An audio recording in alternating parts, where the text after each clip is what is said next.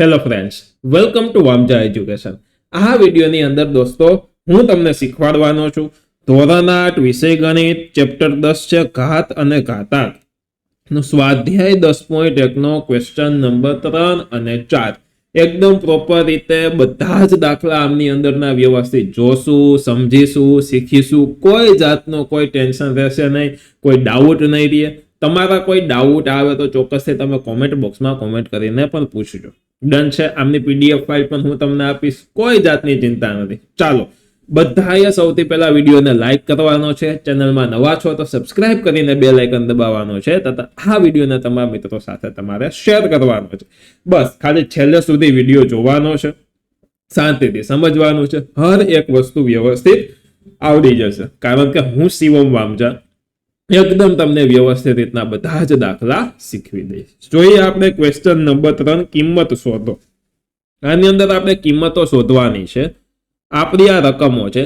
થિયરીમાં ઘણી બધી વસ્તુ આપણે શીખ્યા છીએ, ઘણા નિયમો શીખ્યા છીએ, બરોબર. આની પહેલાનો વિડીયો હતો એમાં ક્વેશ્ચન 1 અને 2 કરાયો હતો, એમાં ઘણા બધા નિયમો શીખ્યા છે. જે કોઈ નિયમો બાકી હશે સાથે સાથે આમાં પણ હું શીખવતો જઈશ.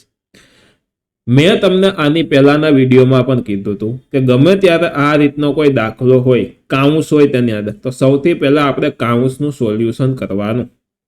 કાઉન્સનું સૌથી પહેલા સોલ્યુશન કરીએ તો જુઓ, 3 ની 0 ઘાત છે. થિયરીમાં મેં તમને કીધું તો કોઈ પણ ની 0 ઘાત હોય એનો મિનિંગ 1 થાય. કોઈની 0 ઘાત હોય એનો મિનિંગ 1 થાય. 0 ની 0 ઘાત એક અશક્ય છે, બાકી કોઈ પણ ની 0 ઘાત 1 થાય. બીજું,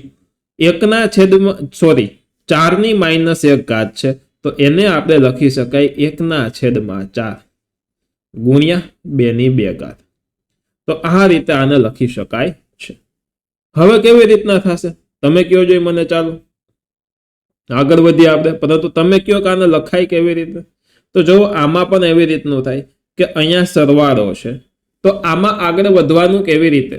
તો કાઉન્સની અંદર સૌથી પહેલા મારે બંનેના છેદ સરખા કરવા પડે. અહીંયા ગમે ત્યારે પ્લસ હોય ને, સમજજો ખાસ દોસ્તો, તો બંનેના છેદ સરખા કરવાના. અહીંયા છેદમાં 4 છે, ઓકે. અહીંયા છેદમાં કાંઈ નથી તો 1 છે. તો હું કરીશ શું કે મારે બેયના છેદમાં 4 લાવવા હોય તો આના છેદમાં હું 4 સાથે ગુણી અને અંશમાં પણ 4 લખી દઉં. તો થશે શું, 4 ઉડી જાય તો આનો મિનિંગ 1 જ થાય. એટલે અંશમાં છેદમાં મેં 4 લખી દીધા. વધતા 1/4 ગુણ્યા 2 ની 2 ઘાત. તો બંનેના છેદમાં 4 થઈ ગયું. હવે આનો અર્થ 4/4 થાય, વધતા 1/4, 1 4 4 થાય એટલે ગુણ્યા 2 ની 2 ઘાત.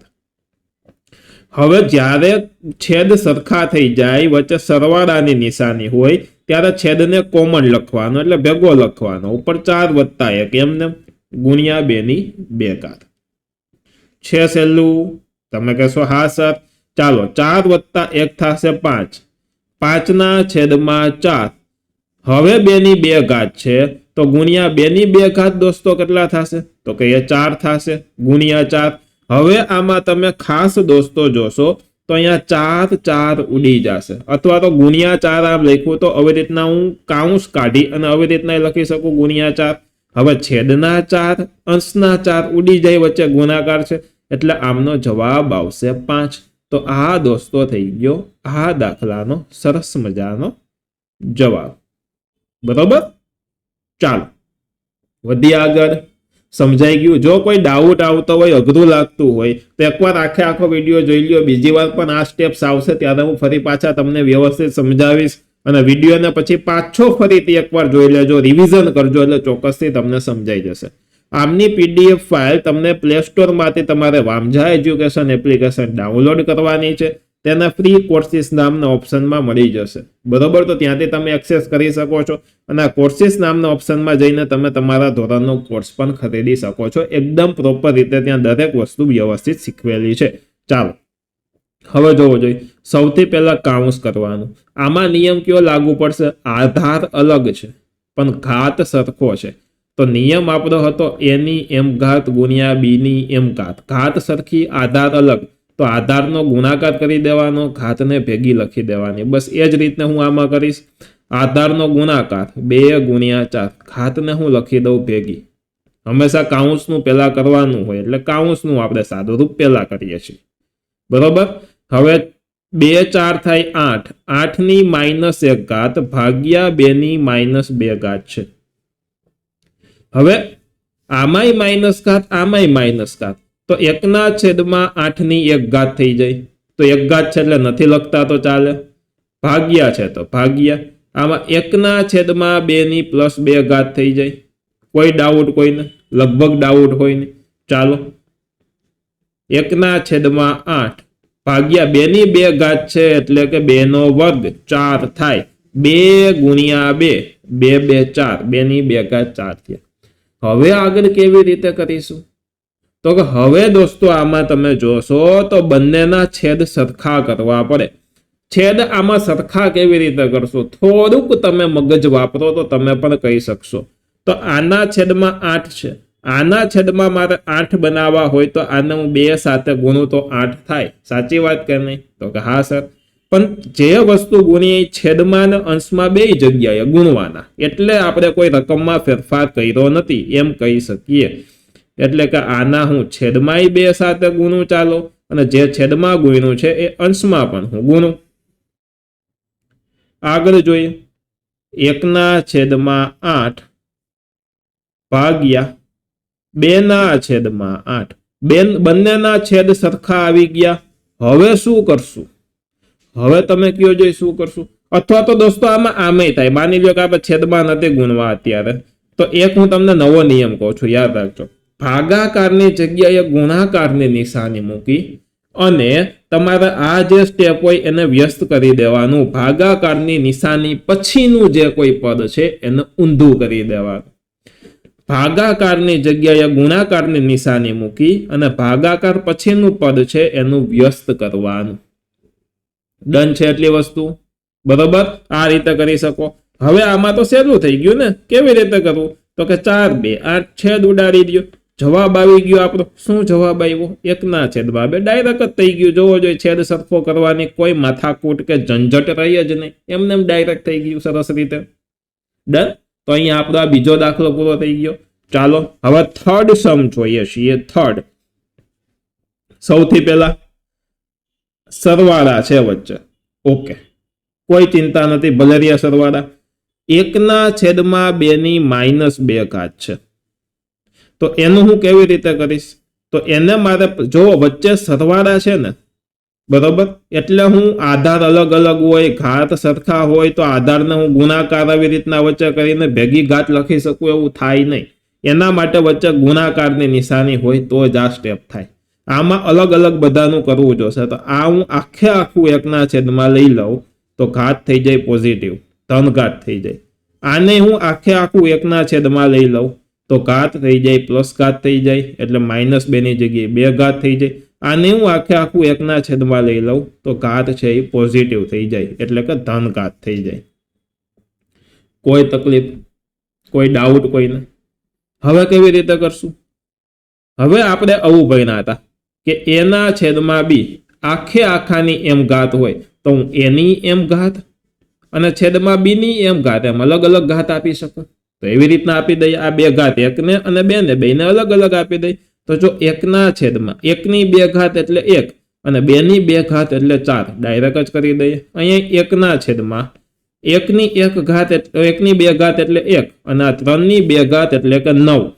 કોઈ 3 ની 2 ઘાત 6 નો લખે હો, બહુ ભૂલ કરે છે લોકો. 3 ની 2 ઘાત 9 થાય. બરોબર. હવે આમાં પણ 1/1 અને 4 નો વર્ગ થઈ જશે 16, એટલે આ 16. હવે દોસ્તો એક નિયમ યાદ રાખજો કે 1/4 છે તો આને મુખ્ય છેદ કહેવાય, આ નીચેનો, અને આ છેદનો છેદ કહેવાય. હંમેશા છેદનો છેદ અંશમાં જાય. તો આનો છેદનો છેદ અંશમાં જાય તો ઉપર 4 વયો ગયો તો 4 એકા 4 થાય, અને ભાગ છેદમાં 1 નો લખો તો ચાલે. આમાંય છેદનો છેદ અંશમાં જાય એટલે કે 9 1 9 થઈ જશે, અને આમાંય છેદનો છેદ અંશમાં જાય એટલે 16 1 16 થઈ જશે. સરવાળો કરો, બહુ સિમ્પલ છે. 16 + 4 20 + 9 29 29. તો આ જે 29 છે એ જ આપણો આ દાખલાનો સરસ મજાનો જવાબ છે. શું જવાબ છે? 29. આ જ આપણો સરસ મજાનો આ દાખલાનો જવાબ. કોઈ તકલીફ કોઈને આમાં? લગભગ હોવી જોઈએ નહીં. બધાને સમજાઈ ગયું હશે. જો ન સમજાણું હોય, કોઈ પણ જાતનો ડાઉટ હોય તો કોમેન્ટમાં પૂછજો, શરમાતા નહીં, બરોબર, બીતા નહીં, પૂછજો. પૂછશો તો આગળના વિડીયોમાં તમારા ડાઉટ ક્લિયર થશે ને તમને સમજાશે. આપણો ધ્યેય માત્ર ને માત્ર તમને વ્યવસ્થિત સમજાવવાનો છે. તમને આવડી જવું જોઈએ, તમારી એક્ઝામમાં તમને પૂરા માર્ક આવવા જોઈએ. બસ આ મહેનત આખી એના માટેની જ છે. ડન? ચાલો આગળ જોવો. બહુ સહેલો દાખલો અને પૂછાય એવો દાખલો. આખા કાઉન્સની 0 ઘાત. આ કાઉન્સનું જે કઈ સાદું રૂપ આવે એ, બરોબર. પરંતુ માની લ્યો કોઈની 0 ઘાતનો જવાબ શું આવે? 1 આવે. થિયરીમાં ભણ્યા હતા, કોઈની 0 ઘાતનો જવાબ 1 આવે. કદાચ યાદ ન હોય તો યાદ રાખી લેજો, કોઈની 0 ઘાતનો જવાબ 1 આવે તો આનો જવાબ 1 આવશે. બહુ સહેલું છે. નિયમ શું? કોઈની 0 ઘાત એનો જવાબ 1 આવે. આ નિયમ પણ મેં સાથે સાથે અહીં લખી દીધો છે, એટલે તમે તમારી કદાચ નોટ બનાવો અથવા તો PDF નો યુઝ કરો તમે, તો તમને એમાં વ્યવસ્થિત સમજાઈ જાય. કોઈ જાતની તકલીફ ન થવી જોઈએ. ચાલો નેક્સ્ટ આગળ જોઈએ. હજી એક નિયમ, ઘાતની ઘાતનો દોસ્તો ગુણાકાર થાય. ઘાતની ઘાતનો ગુણાકાર થાય. ચાલો તો આમાં કેવી રીતે કરશું? આ -2/3 એમને રાખો. ઘાતની ઘાતનો ગુણાકાર -2 ગુણ્યા 2. આ શું કર્યું? એની m ઘાત ની m ઘાત. તો ઘાતની ઘાતનો ગુણાકાર થયો, એની m ગુણ્યા n થયો. ઘાતની ઘાતનો આપણે આ ગુણાકાર કર્યો. ડન? ચાલો એટલે -2/3 ઘાત અને ઉપર થઈ જશે 2 2 4, પણ ઓછે વધતે ઓછા એટલે -4 ઘાત. હવે માઇનસ ને પ્લસ કરવા માટે આને હું વ્યસ્ત કરી દઉં, 3/2 કરી દઉં અને એની +4 ઘાત કરી શકાય. બરોબર? જો આનો પણ નિયમ અહીંયા સાઈડમાં લખી લઈએ આપણે. શું કર્યું? a/b ની -n ઘાત હોય તો હું b/a કરી અને એની +n ઘાત લખી શકું. આ નિયમ છે, યાદ રાખજો, આ રૂલ્સ છે. બરોબર? ચાલો આગળ જોઈએ. હવે આપણે પ્લસ ઘાત આવી ગઈ. ઓકે, તો હવે શું કરવાનું? પ્લસ ઘાત આવી જાય તો આપણું તો સહેલું થઈ ગયું. હવે ઘાત હું બેને અલગ અલગ દઈ શકું. જેમ કે આ 3/4 આપી દઉં, -2/4 ઘાત આપી દઉં તો 3/4 ઘાત, -2/4 ઘાત. નિયમ છે ને આઈ થિંક અલગ કલરમાં મારે રાખવા જોઈએ, એટલે તમને તકલીફ ન થાય. બરોબર? જોવામાં કન્ફ્યુઝન ન થાય કે આ દાખલાનું છે કે નિયમનું છે, થિયરી છે કે દાખલો છે. બરોબર? એટલે ચાલો અલગ કલરમાં રાખી દીધું. બસ એકદમ પ્રોપર હોવું જોઈએ. હવે આનો નિયમ લખી લઈએ સાથે સાથે. ચાલો શું કર્યું આપણે? કે a/b આખા કાઉન્સની m ઘાત છે તો એને m ઘાત આપી અને b ને m ઘાત આપી. આ નિયમનો આપણે યુઝ કરેલો છે અહીંયા. ચાલો નેક્સ્ટ જોઈએ. ઓકે, હવે શું કરીશું? 3/4 ઘાત શું થાય? તો કે 3 × 3 × 3 × 3. બરોબર? 2/4 ઘાત એટલે -2 ગુણ્યા -2 ગુણ્યા -2 ગુણ્યા -2, આવી રીતે 4 વાર. 3/4 ઘાત 3 3 9, 9 તેરી 27 અને 27 3 કેટલા આવશે? જલ્દીથી તમારે મને મારી પહેલા કોમેન્ટ કરીને કહેવાનું છે.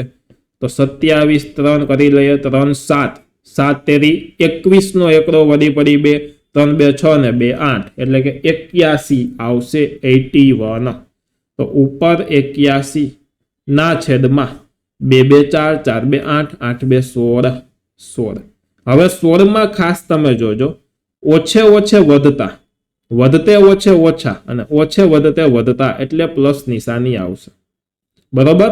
અથવા તો તમે એ પણ યાદ રાખી શકો કે કોઈ પણ માઇનસની બેકી ઘાત હોય તો એનો જવાબ હર હંમેશ પ્લસ આવે. આગળના ક્વેશ્ચન 1 અને 2 માં મેં નોંધમાં લખાયું હતું કે માઇનસની બેકી ઘાત હોય તો એનો જવાબ હર હંમેશ ધન થઈ જાય.